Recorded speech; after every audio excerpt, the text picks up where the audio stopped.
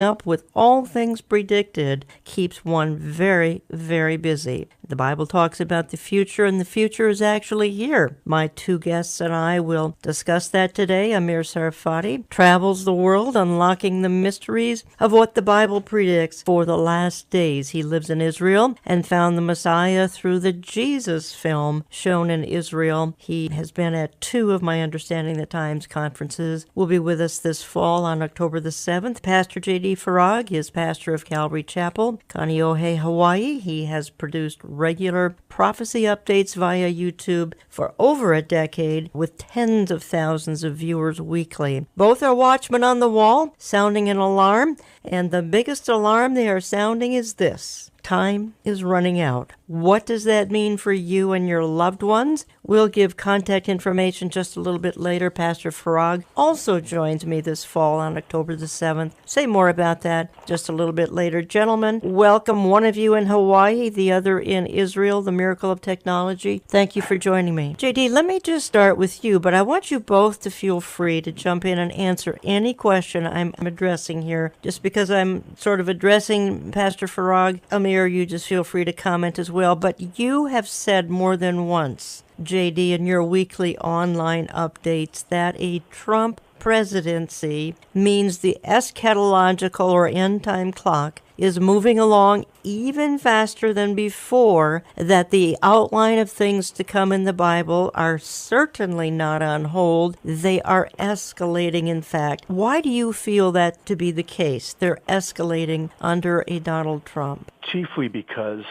President Trump's pro-Israel and pro-Christian policies have inflamed, for lack of a better word, the powers of darkness.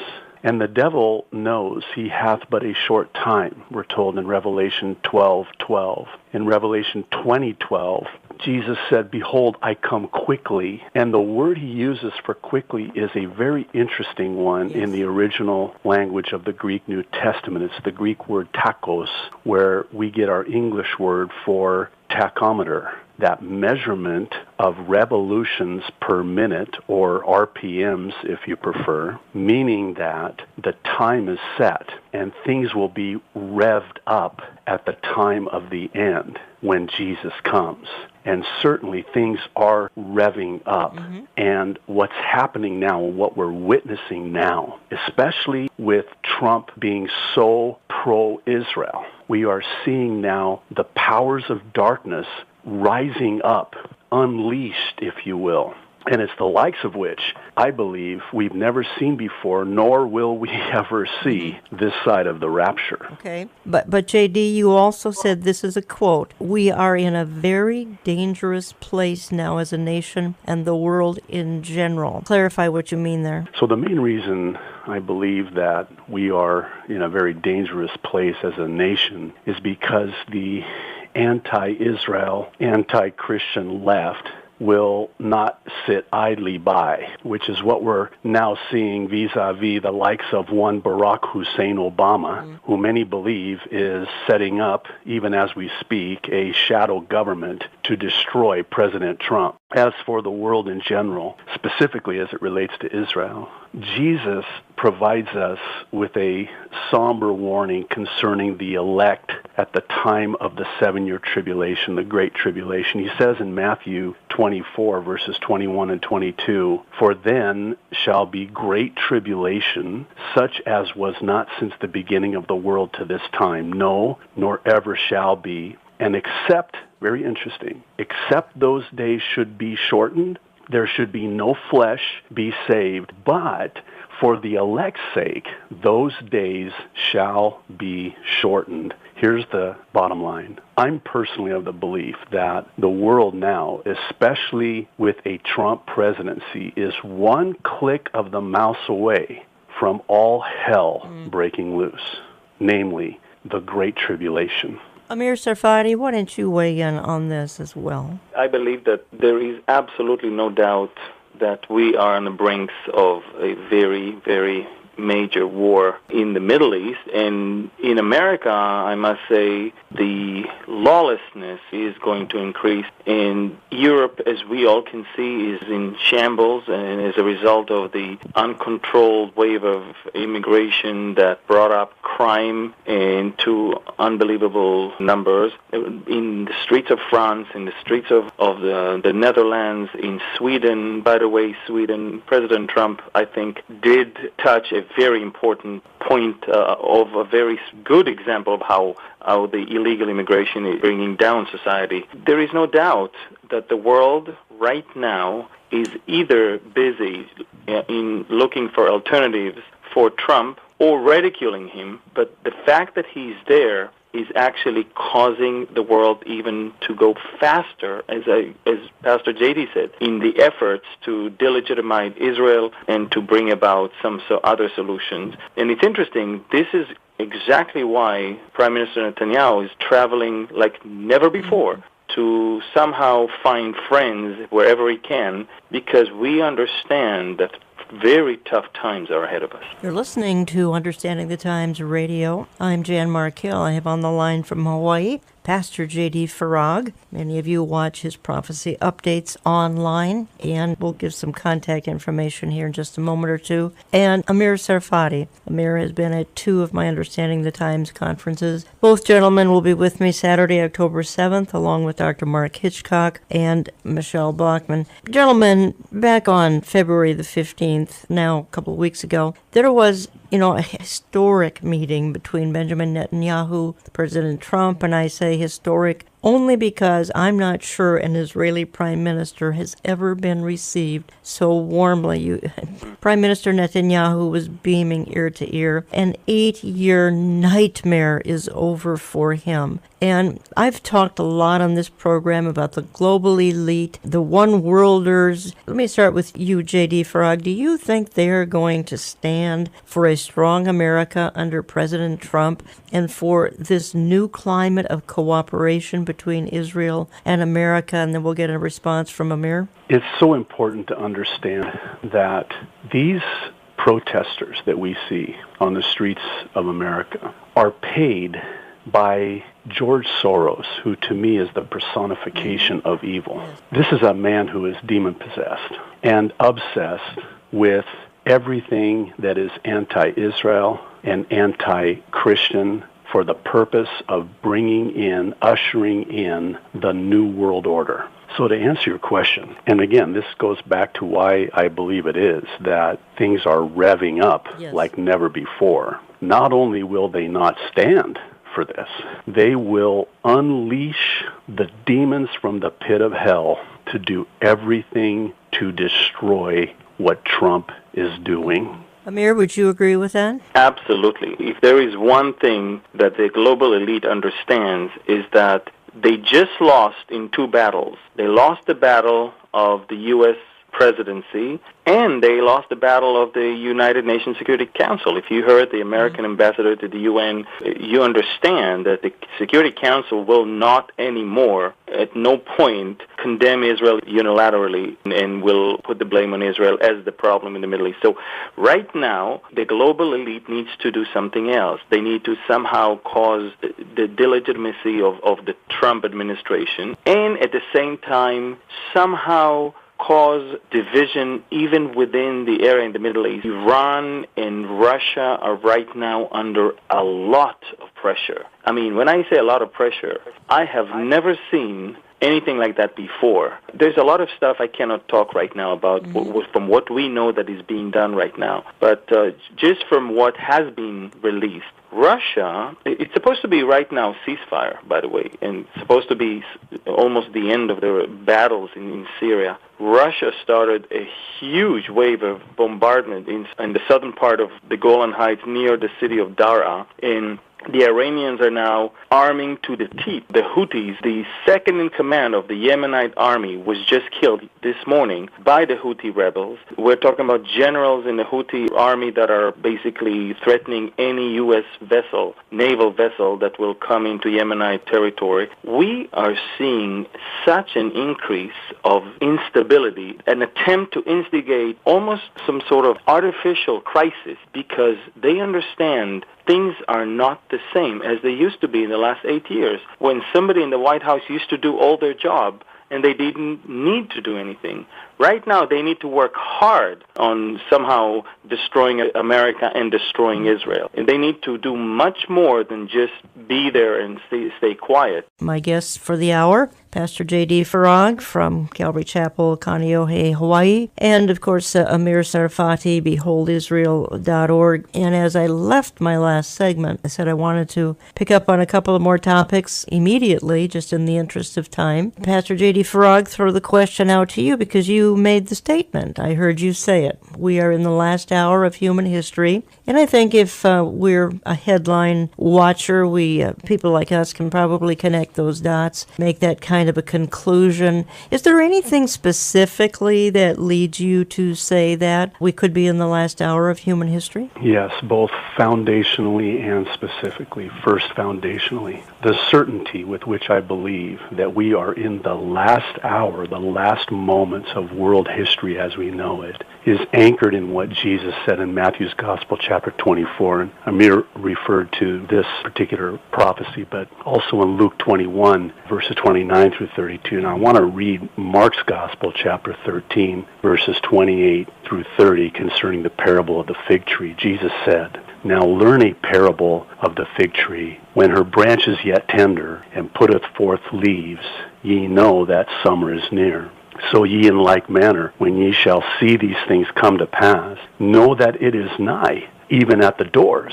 Verily I say unto you, that this generation shall not pass till these things be done." To me, that started the clock. Then, fast forward to the year 2017. Now think about this. I believe with all of my heart that this is the last hour, because the mathematical odds, just by sheer virtue of the numbers statistically, everything coming to pass simultaneously on the world stage geopolitically is off the charts.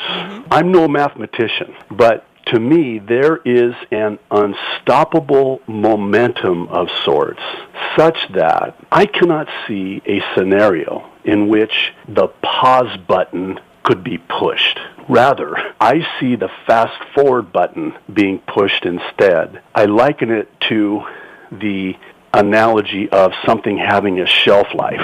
Bible prophecy has a shelf life, and I'll explain why I say it that way. 10 years ago, we could not have the discussion that we're having today. And I would submit that even 10 years from now, we cannot have the discussion that we're having today. In other words, we are at a tipping point, a breaking point, a boiling point, and there's only so much time that the proverbial iron can be struck when it's hot. In other words, there's an expiration. Could we see, as Amir mentioned, what we're seeing now today with Russia and Iran? Look how fast everything is moving. Can you imagine 10 years from now? I don't think that it's even plausible that we could see what we're seeing today, 10 years from today. I think it's interesting that nobody is even asking anymore, what is Russia and Iran doing in Syria, right a mile away from Israel? Yes. It's not even a question anymore. The world got used to it. Yes, got used to it. Everybody wakes up in the morning. It's easy to attack Trump. It's easy to attack Israel. But nobody's asking the question, how come two sovereign countries are inside another one on the border with another one? I mean, it's almost like, Ezekiel had no problem, describing that, but the world, it's almost like the world believes Ezekiel because it's so accurate, but they don't want to get the message. It's like, yes, Iran should be here. Yes, Russia should. It's almost like everybody got used to it. Well, nobody's even asking that question. Nobody asked Russia to go out. Nobody demands Iran to go out. If anything, the only two elements in Syria that are actually fighting each other about, who gets where, when, and what, is Russia and Iran. Russia didn't want Iran to go into Aleppo, lest Iran will declare a victory that is not hers. The point is, the world got used to it. And just as JD just said, we could have not talked about this 10 years ago, not even 3 years ago. And yet now we're talking about it so naturally, as if, yeah, of course, they're there. They should be there, yes. They should be there because the Bible predicted that they will be there. Right, but Amir, part of the problem is the churches are silent about these issues. And you state, you hear from people in 200 countries are writing you. The remnant from 200 countries writing you because the remnant has a hunger and a thirst to understand these things.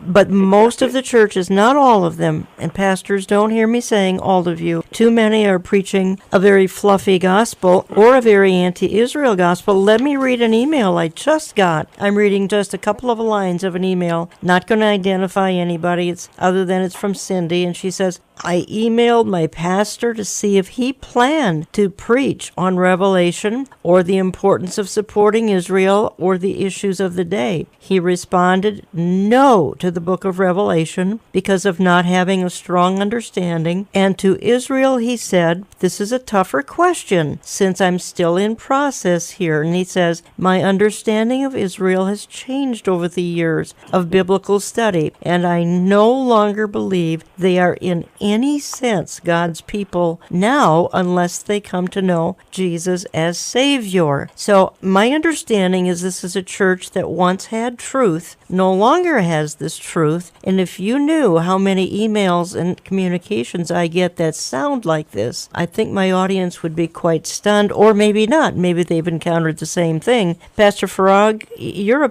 pastor. Is this pretty common? Sadly, it is. This is commonplace.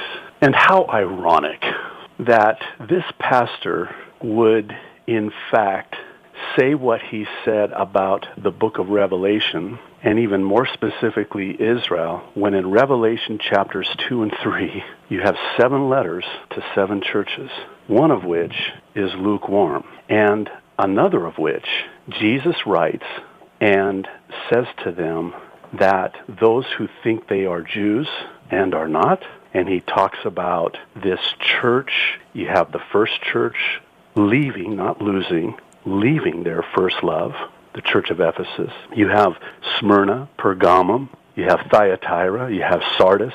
You have the church of Philadelphia. And then you have that church of Laodicea, where Jesus is actually on the outside knocking to get in. I know we use that verse in evangelizing. Behold, Jesus stands at the door and knocks. But if you really think about it, he's knocking on the door of a church.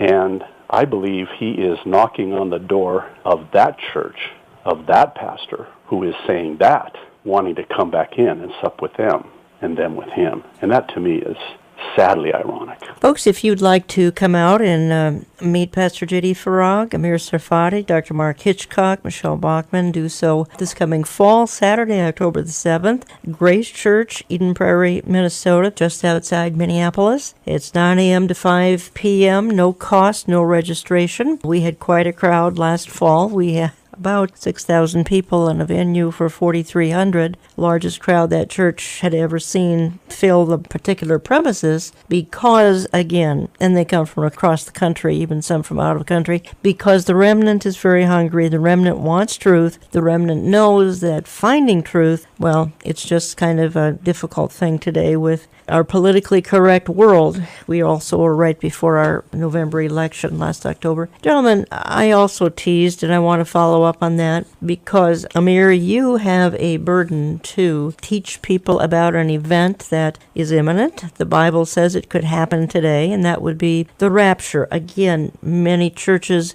either haven't been prepared to teach on this, don't want to teach on it, consider it divisive, whatever. God has obviously given you a burden to teach on this. What kind of response are you getting? Well, I get all sorts of responses. I mean, and some of them quite shocking because although the word rapture is not there in the scriptures, because, when you read it in English, you obviously read the English translation of the Greek.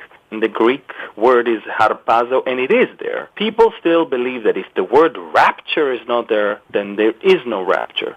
And in fact, it's hard for people to grasp even the thought that they are going to lose gravity and they will be taken up in the air. Sounds too weird for them. It sounds too unrealistic. And what's so sad about this is that they don't have a problem reading the Bible and seeing all the miracles that Jesus did. They don't have a problem seeing how Jesus himself ascended to heaven. They don't have a problem reading about Enoch and about Elijah. But whenever it comes to the blessed hope, the amazing promise to the church, for them to be taken out of that hour of trial that is about to come, namely, we will be out before it will come, all of that, then that's when it's getting too weird and we can't take that one. It's funny because it seems like they believe the world more than they believe the word. How can you read 1 Thessalonians chapter 4, or how can you read 1 Corinthians chapter 15, verse 51, 50. Yes. How can you read all of these things and not see clearly that we will be caught up and we'll meet him in the air and he will take us and we will be with him. So where he is, we will be also. And then from that moment, we will always be with him. For me, this is the single most important thing that a Christian should know in these last days, that there is hope. I mean, we just talked about terrible things. We just talked about how the world is going crazy. We just talked about wars and rumors of wars, about pestilences and earthquakes, and we talked about so many things. But for us, these are just small things compared to the great promise that we have to be taken out of here. And how can I be only dealing with the bad things and not deal with the single most important thing for me as a Christian, which is that I'm about to be out of here. Out of here before God is going to judge this unrighteous world. Out of here before the Antichrist will unleash all of his demonic plans. Plus, I think that one of the reasons people don't really deal with the rapture is that their lack of understanding also of the book of Revelation, which causes them to think that, Christians should stay here throughout the tribulation, and then thus there is no rapture. What's the point of being raptured when you have to go through the tribulation? So when people are not in the Word, and they're too much in the world, then the Word becomes just too weird to them. And I've heard so many different variations of what the rapture is all about. Even someone just told me that he believes that we will be taken up to the air, but not go all the way to heaven, but just usher Jesus' coming in back to earth. In other words, we are the welcoming party or committee for Jesus to come back. So many unbelievable things. And I think that there is a very, very poor teaching of that particular thing. And so we need to give the hope for the people. I believe that doom and gloom is part of what's coming up. We know that, but there is a great hope, the blessed hope, as Titus chapter 2 says. And so I have no doubt that preaching that hope is causing people excitement and not fear, because fear is not from God. It's certainly not for us. We are definitely watchmen. We know what's coming up. As Ezekiel 33 says, we have to alert, we have to tell people, but at the same time we have a great message of hope, a blessed hope, probably the most important thing that a Christian should know in these last days and in this last hour. Amir, let me just quickly throw this to you, because I think Americans are a little bit puzzled, and we all know that many Jews are left-leaning politically, and in some other issues they're left-leaning. But what is their perception of President Trump, and particularly, and I want your take on what happened back on February 15th, this incredible meeting where the Netanyahus were just received with a loving embrace by the Trumps, etc. Give me your comment. First of all, what a difference between the first meeting with Obama that happened almost at midnight, and he had to be smuggled through the back door. At nighttime without any media that was allowed to cover it. I mean, it's almost like you smuggle a leader of a terrorist organization with whom you need to meet, not your best friend probably in the whole world. And so it was a great difference between the first meeting with Obama and the first meeting with Trump. Trump could have not made Netanyahu feel more comfortable. But I think we have to look at the substance of the meeting. For the first time, this whole junk of two-state solution that has not been working since 1947, since it was offered by the UN, and it has been rejected every time, repeatedly, by the Palestinians and the rest of the Arab world that encouraged them not to accept it. Finally, somebody has the courage to say whether it's one state or two states, as long as it's okay with the two parties, I'll accept it. Which means I'm not going to dictate anything to the region, because obviously so far it didn't work. And then came up the big bomb that Netanyahu dropped, which obviously Trump was a little bit surprised that he did that. And that was, we're not even looking at only the Israeli-Palestinian direct talks. We're looking at a regional talk, regional peace with the moderate Sunni Muslim countries like Saudi and the Gulf states, and together with Jordan and Egypt, that will be a great alliance. Interesting, because 2 days later, the Saudis immediately said, we're willing to work with the Trump administration about these things. They did not say that it's not going to happen. And so we see that with all that is happening in the Middle East right now, and all the extreme Shiite terrorism and the extreme Sunni terrorism, both ISIS on the Sunni side and Iran on the Shiite side, Saudi and the Gulf states are actually looking at Israel as the solution, not the problem right now. And there is no doubt, even Bible prophecy in Ezekiel 38, you see that Sheba and Dedan, the Saudis, are criticizing the attack of the Russians and the Iranians, the Libyan, the Sudanese, and the Turks on Israel. They are on the side with the Europeans and the Americans that criticizes this whole thing. So it's fascinating to see how we're moving to that track that could have not happened before. By the way, just so you know, Netanyahu offered this whole thing a year ago, and it was actually shut down by the American administration of that time. So we see unbelievable things that are happening. Does the media in Israel love Trump? No. The media, of course, is not on his side. That they portrayed him as a lunatic, as a crazy man, and they even associate the anti-Semitic events with the Trump administration. They don't understand that those who hate Trump are actually causing or trying to embarrass him by causing all of these things across America of attacking Jewish people and attacking. Why would Trump be accused of being anti-Semitic when he's the best friend of Israel and he has a Jewish son-in-law and a Jewish daughter? Of course, it's unreasonable. But you can see that with all the fake news and with all the fog and with all the confusion, those that hate Trump are hurting Jewish people, so it will look that as if Trump and Trump supporters are doing that.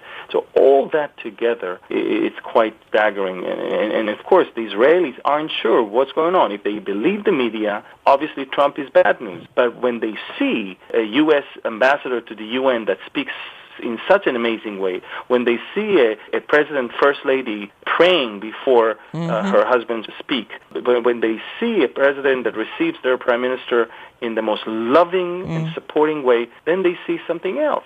So again, the media is playing a very, very significant role in trying to confuse the people, even here in Israel. But I think the majority of the people in Israel are pretty much on Trump's side, especially after the February 15 meeting that they all saw and were quite amazed. Thank you for that clarification. That's excellent to have a first-hand report like that. Just because the clock races here, JD, I want to throw this to you, but Amir, feel free to comment as well, please. JD, you have said that the main reason that the migrants, the immigrants, are pouring into America, for that matter, the Western world, is that they eventually expect to get Sharia law here or in Europe. I call it immigration jihad. And your family were immigrants from the Mideast in the early 1960s. They came, I believe, from Lebanon. They actually assimilated.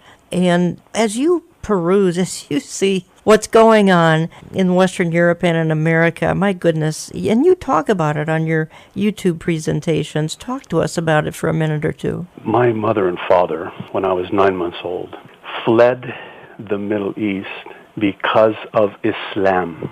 They immigrated legally as refugees to America. My father said, quote, soon after he left Egypt, persecution of various Christian groups as well as Jews began as they lost their jobs, their property, and their civil rights. This is March the 20th, 1963. They came to America. They worked hard. They became citizens. They started businesses. My father was a high school teacher. And the reason they had to flee to America from Islam is because my father says, quote, he attracted some Mohammedans, Muslims, to Christianity, and that thickened the problem with the government because they thought he was dangerous. Now think about that. Under Obama, the Christians could not come. Right. My parents, if it was under Obama, would not have been allowed into the United States of America. That's right. And conversely, those who are truly dangerous, quote unquote, are being let in. It's a Trojan horse, as Michelle Bachmann has talked about on your program, by the way. Right. It is a Trojan horse. They are coming. They are already here under the banner of this immigration, this migrant crisis. Amir, your thoughts on this? Well, I think that if you want to know the outcome of this illegal, radical Muslim immigration, just go to Europe. Go to France, go to Sweden, go to the Netherlands, go to Germany, and ask their own people. It is unbelievable, and the media will not report. I'm talking about the world media. Mm-hmm. The global media will not report that. And I have a lot of connections in Europe. In fact, I'm quite surprised that with all that I said about Europe, both in regards to the Antichrist and in regards to what is going on right now, I'm still being invited to Europe to speak.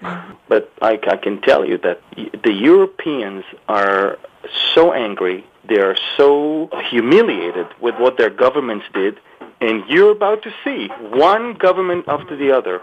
All the very liberal left governments are going to fall, one after the other, including Angela Merkel. Yes. She won't stay in power because the damage that has been done to those countries is almost irreversible. And as long as the local, at least non-Muslim, majority is there in Europe, they will try to topple this, or they will try to turn it around. And look what's going on even in France.